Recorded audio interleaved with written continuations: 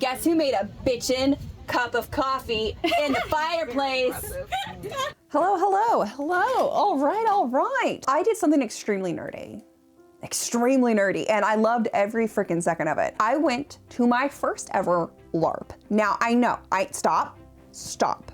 I know what you're thinking. Abby, you're like the biggest fucking nerd I know. What do you mean you've never been to a LARP? Okay, well, first off, I am a cool nerd. No. I had never LARPed before. I kind of understood the premise of it, and because it's usually like centered around like fighting and battle, I just never had any interest in it. Just like I don't actually have a lot of interest in reenactments, because reenactments like LARPs usually center around war and fighting, and it's not at all something that I'm interested in doing. Like, I don't like doing my own fucking laundry. Why would I want to go and do laundry out in the middle of a field for a bunch of bros? I don't. But with that all being said, I went to my very first LARP, and it was the Brandywine Festival put on by Berkshire with Middle Earth Enterprises. And if you are not a big Tolkien nerd, Middle Earth Enterprises is basically the protectors of the Tolkien estate. So it's the big dogs, right? They're the ones that everyone always wants approval from. So how did I end up here?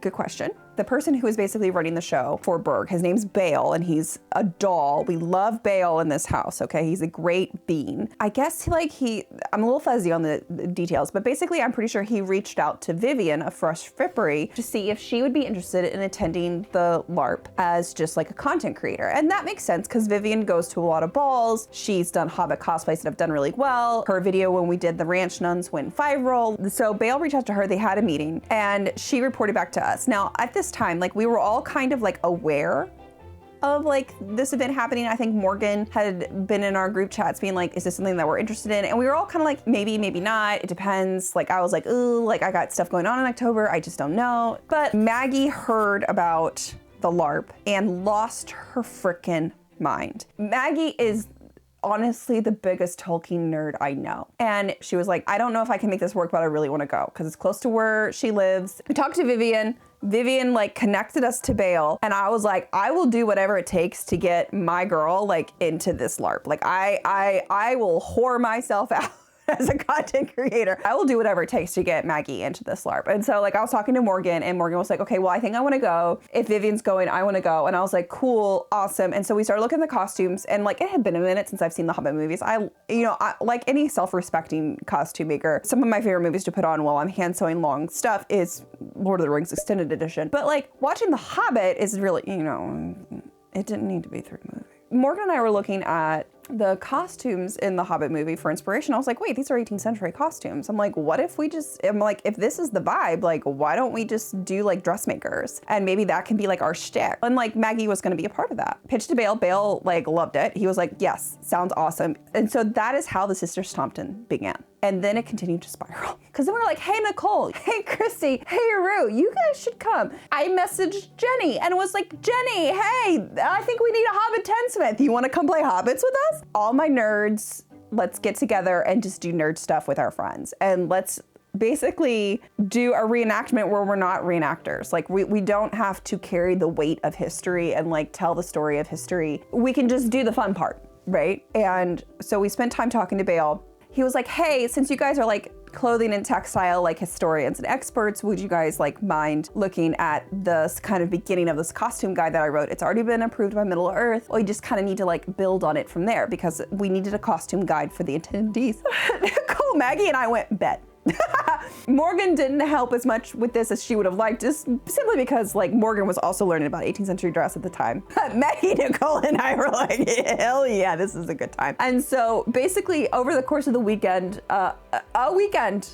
we wrote 13,000 words. Long story short, we ended up writing the costume guide for this LARP, which was awesome. It was super fun. And what was great about it is not only were we able to kind of look at actual history and material culture and like reference 18th century primary sources, but we were also able to look at Tolkien's work as a primary source. What was this Hobbit LARP like as a historian? What we decided to do was we became the Tompton sisters dressmakers. The family kept growing. Vivian became a cousin. Nicole became Kersey, who was another cousin who did tailoring. Chrissy and Rue were the Peppercrest wives, and they're another set of cousins. They just kept us fed and hydrated. We made friends with a lovely person named Lily. Hi, Lily, love you. And she was Mag. Hey, so you're probably not going to see this until later, but I just wanted to thank you all for being so kind and so welcoming to me. I know I didn't really help a whole lot, but I'm just really grateful that you all made time and space for me, and I wanted to do this in a way that you wouldn't see it until later. What are you doing? And she had also volunteered to do like spinning and like fiber arts. She works for the Embroiderers Guild down in Louisville. So Lily joined our family, Estrella joined our family. Our story for Rachel was that she liked to go off and find wildflowers because she wasn't able to show up on time. And that she'd show up eventually. And she did show up eventually. So we created like this huge family of Tomptons. And the Tomptons are like basically the ultimate family that does like textile, like importation, creation, manufacturing, but also clothing manufacturing. And just like the ever-growing family expands out. And that's also how we created our names. We decided that really good first names for this would be using old fabrics because the female hobbits are usually named after flowers. But then like everyone becomes a lily or a marigold or something. And it was like, well, if we do fabrics, that kind of keeps within the broader theme of textiles, but it also has like this otherworldly feel to it. So I selected the name Tabinet because Tabs and Tabby is very close to Abby, but also like Tabinet Tompton kind of has a nice flow to it. You know, Morgan was Twilly, Maggie was Kalamanko, Chrissy was Casimir, Vivian was Poppy, and Paisley, Nicole was Kersey. So we had a really fun time like coming up with our names and our family lore. And what was nice is that like those names feels real, right? Like Tabinet Tompton feels like a really good Hobbit name. So that was a really fun like kind of backstory that we went into. As dressmakers, we decided we should have a customer. And so we opened up a giveaway and our winner was Heather. Heather was an excellent customer. We did manage to get the gown done in time, barely. It's always like down to the wire no matter what. Part of that was honest to God, like my fault. I would disappear because I had other things like come up. Nicole and I ended up making the costumes for Lobelia like over the course of a weekend. They were like, Lobelia needs costumes. What can we order? And Nicole and I went, excuse me? No, we'll not be doing that. Thank you. We will be making Lobelia's costumes so that way they fit within our own costume guide parameters and I can destash a bunch of ugly fabric. Which I did. She looked amazing. Heinous, disgusting, amazing. So good, loved it. Where was I? As for the event itself, because we are kind of in this weird in-between volunteer, like vendor situation, like demonstrator, we were able to show up on Monday, which is a day before early arrival. Unfortunately, it rained terribly on Tuesday, and so that was kind of miserable for everyone. It was actually kind of drizzling when we arrived on Monday, but we were at least able to like unload everything.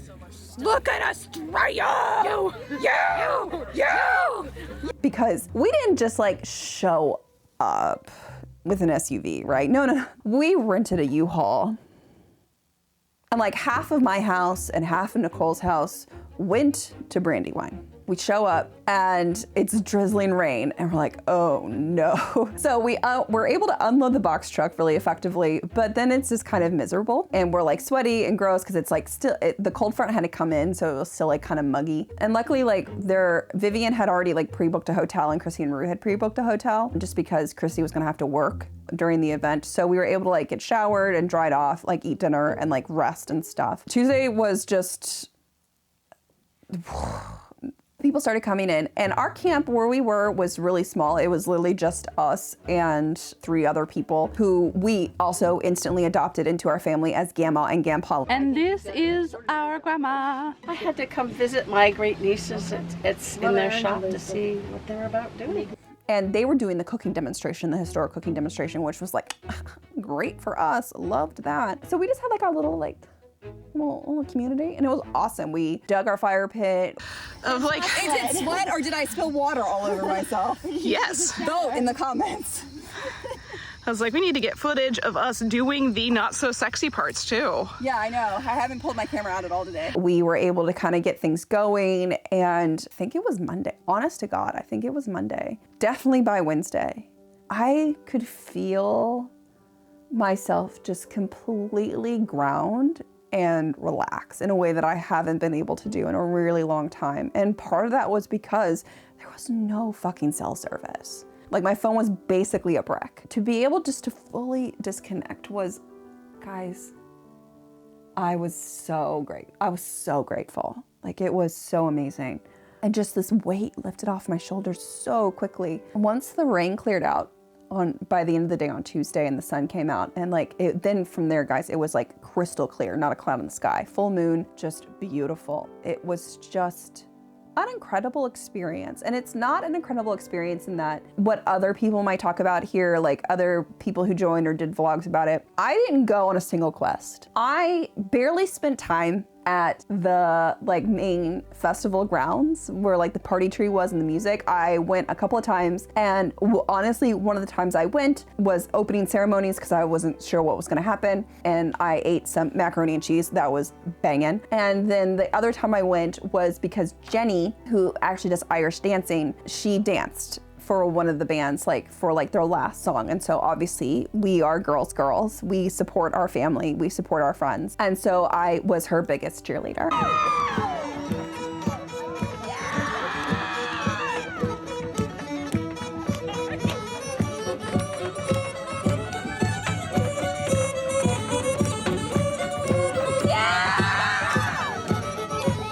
But like, I just spent the entire time just kind of in this little community, and I was so happy. I never even made it up to endgame camping to see like so many of the beautiful setups that like everyone was talking about, everyone was like describing. Like, I didn't get to see any of it. And I was honestly okay with that because to me, what I loved so much about the experience was waking up in the morning, getting the fire started, or prepping the coffee, breathing in fresh air, feeling rested, being up with the sun, like allowing myself to just wake up, and being cold, truly, because of the time of year, that prepping the coffee and just, because it's like full sun, no clouds, what have you, but like at night when the sun went down through the morning, like it got pretty chilly. So we had to go basically from like summer weather dressing to like winter cold weather. And so like we'd be bundled up in wool bed gowns and wool wrapping gowns and my awesome thumb cap that I love, and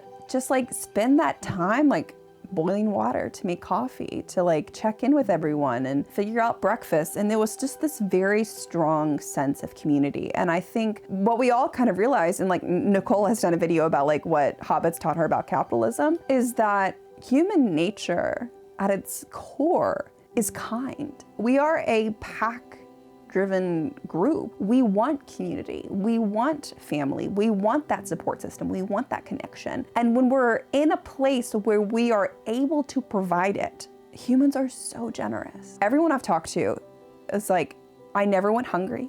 I never was thirsty.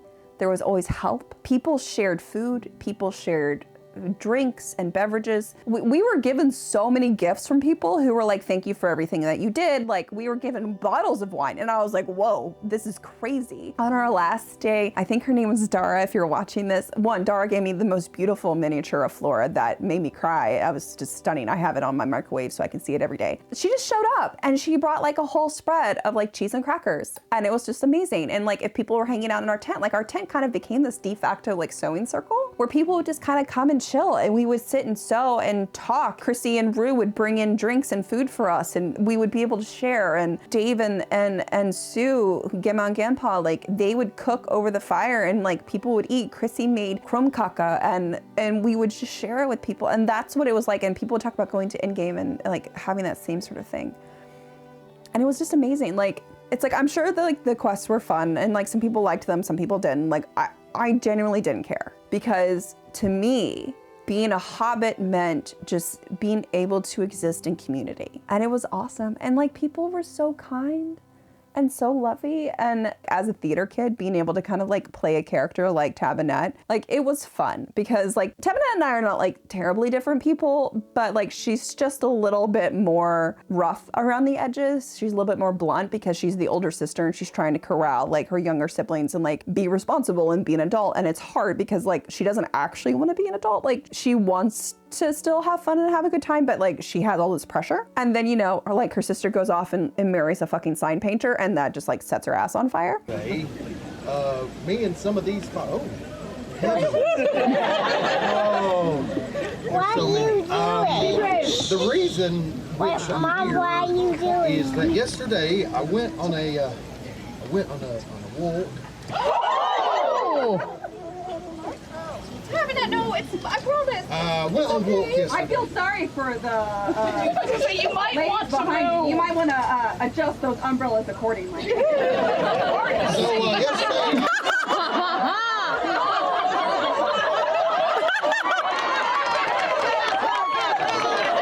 They'll give me a better target.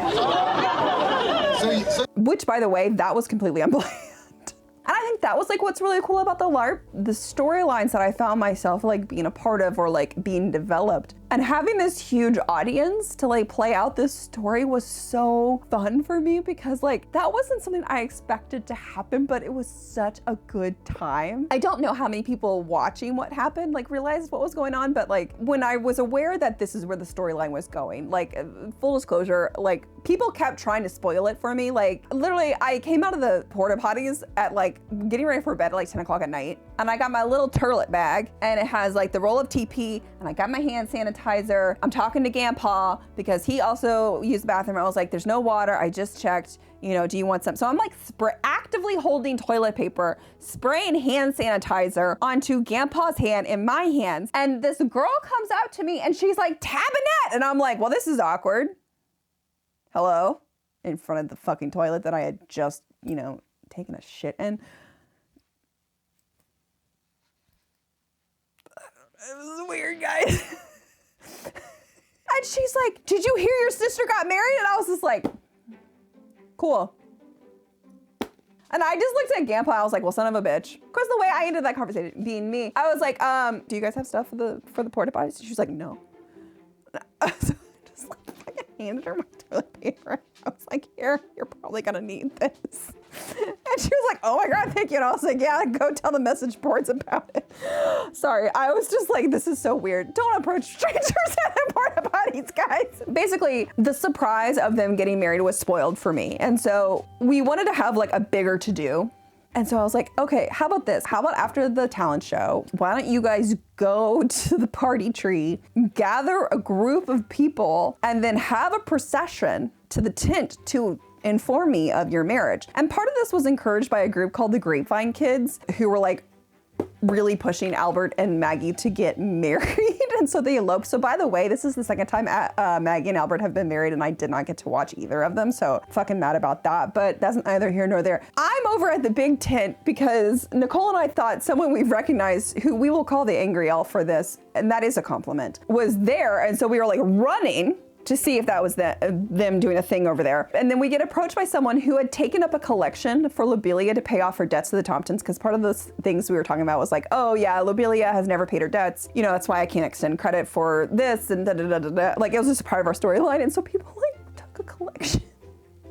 Like, and it was like trinkets and tokens and like the in-game like coinage, and it was just really sweet. So like we're sitting there talking to this person, all of a sudden I hear like haste to the wedding, and I look up and it's this fucking mob of people just like coming down the hill, and Maggie and Albert at the front, and I was like, oh my God. And so like I basically throw the hat at Nicole and I start stomping. And by the time they kind of reach the front of the tent, I reach the tent and I just scream stop at the top of my lungs as loud and as long as I can, and it stops. Maggie, Albert, and I have to put on a show. So And I got to throw water on Albert. I threw onions at Albert because he smells like onions, and Albert ate an onion. Yeah, I just had a blast. my wife got to smoke.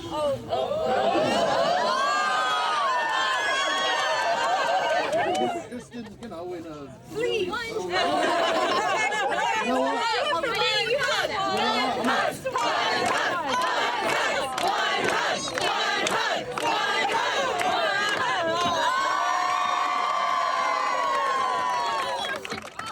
I genuinely just had a blast. The site was beautiful. I cannot wait to go back. I will say this, the tickets for Brandywine 2026 are on sale right now. Is a LARP for everybody? No. Here's who I would recommend this LARP for in particular. Are you a living historian or reenactor who is sick of fighting? Who's sick of military shit? Who just actually like the eating, the drinking, the singing, the dancing, the vibing of like living history and like reenactments? This is the event for you, because that's what we do. There's no fighting. There's no marching. There's no captain yelling at you to do something. There's no, oh, women can't do this. No, it's habits, baby. We do whatever we want because we're fucking habits and it's amazing. Are you into Ren fairs and being entertained and having performances in front of you? This is not the event for you. A Ren fair is not a LARP. A LARP is not a Ren fair. They are very different things. If you are someone who's into the fighting side of LARPing and you want to do battle and wear mail and like throw potions or something, this is not the event for you. Hobbits don't have magic, baby. Hobbits just want to eat, drink, and vibe. They want to have jam competitions. They want to have dance-offs for the mayor position, okay? They want to have talent shows. So we're not here for the battle stuff, unless it's throwing water at your new brother-in-law who smells like onions and needs a bath. I will absolutely be there next year. I am so hyped for next year. We're already like deep into planning next year and like what we're gonna do differently. Nicole might actually convince me to help her sew a tent. I swear to God, I've tried so hard to avoid that, but here we are. Like, we are hyped. So yeah, if you wanna get out in nature, you wanna disconnect, you wanna breathe some fresh air, you wanna see some beautiful countryside, because Kentucky is low-key like underappreciated for how beautiful she is. And you just wanna like basically hang out in like a little like anarchist commune with like 900 other nerds. This is the event for you, especially if you love history. It's just a few days where you can just exist in the world that we all deserve to live in. That unfortunately we don't. Links to tickets will be below. I'm not being paid for this video. I just wanted to kind of talk about it here. Truly, guys, I had a great time. Oh, prepping for next year. If you plan on attending next year, for no reason whatsoever. Our family group, the Tomptons, are calling Brandywine 2026 Whisty business. So, you know, if you're into card games like euchre or whist, you know, keep that in mind. If not, maybe you should learn how to play. So with that, my friends, I'm gonna sign off of here. I hope you enjoyed the footage. Some of it was from us, some of it was actually provided to me from Brandywine and Bergschneider. So it's a mix of official footage and home footage. I got so in the weeds with this. I got so obsessed with just being in the moment that I stopped filming just because I just wanted to exist in the moment and I wanted to disconnect. So I'm really grateful for all my friends who were good about taking video because I checked out. I checked way the fuck out and I loved every second of it. And I cannot wait for next year. And I hope that you guys come and join us and have a good time and hang out with Tab and hang out with Kersey. We are also hoping to do a bigger sewing circle sort of vibe. So we're not gonna take a customer next year like we did with Heather. We had so many people come in asking for like mending help and like sewing help that we're basically just gonna have the shop kind of open and just allow people if they need help to come in and get help. But also we really loved the really chill like stitch and bitch and like vibe. So we're kind of hoping that we can get maybe like a larger pavilion figured out to some capacity where we can have like just kind of a bigger group of us like sitting in more comfortable chairs and like just kind of sewing and just being in community with each other and talking. I'm so excited. I had the best fucking time. And with that, my friends, I will see you all next time. Do something hobbity, especially this time of year. Eat some good food. Have a pie. Hi, Lovey. Pet a pup. Do a cuddle. I love you, June. You're so sweet. And I'll see you all back here next time with another video. Hi, my lovey. Hi, good girl. Bye. Give me a moment, if you please. How about this? How about we lay you flat under the well and I will just pump the water. And we'll cover your face to help clean it off.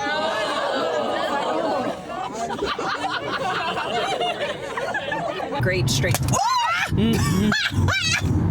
I thought I held her. Oh God. What angle lens is somewhere on the ground? She's somewhere. I'm so sorry. Black tiny lids and black interior. We're booked. I will find her. Oh God.